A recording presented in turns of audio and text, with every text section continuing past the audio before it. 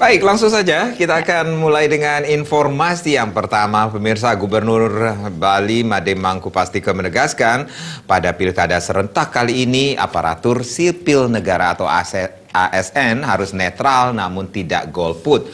ASN juga dihimbau tidak boleh melakukan politik praktis.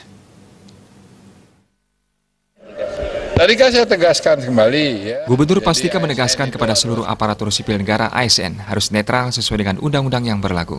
Namun sebagai warga negara yang baik, Gubernur Pastika mengimbau ASN tidak golput dan tetap ke TPS pada 27 Juni untuk melakukan pemilihan. ASN juga tidak boleh berpolitik praktis. Ya, jadi ASN itu harus netral sesuai dengan undang-undang yang ada.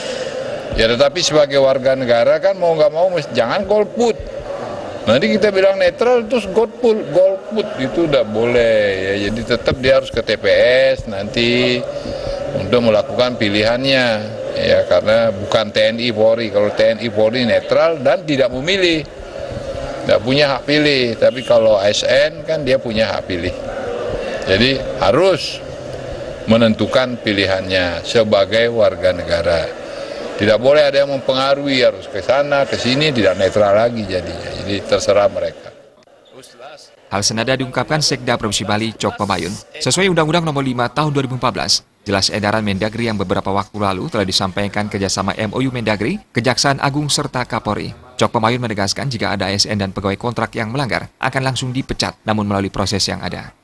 Jelas Undang-Undang 5 2014 plus edaran Mendagri yang kemarin sudah disampaikan melalui 3 kerjasama MOU antara Mendagri, Kejaksaan Tinggi, Kejaksaan Agung sama Kapolri. Langsung diberi surat peringatan atau langsung di? Langsung pecat, tapi kita kan prosesnya kan tetap berjalan. Kecuali ketangkap tangan yang ada di situ, fotonya ada, kemudian ada apa di situ ya kita proses. Ya tentu proses dasar ASN itu kan NSPK, norma standar prosedur kriteria. Jadi kalau itu sudah dilanggar ya udah, itu harus ditangani. Dalam mengawasi ASN di Provinsi Bali, pihaknya menggerakkan 3 komponen, yakni Inspektorat, Kesbangpol, dan Satpol PP. Indrawan, Bali TV.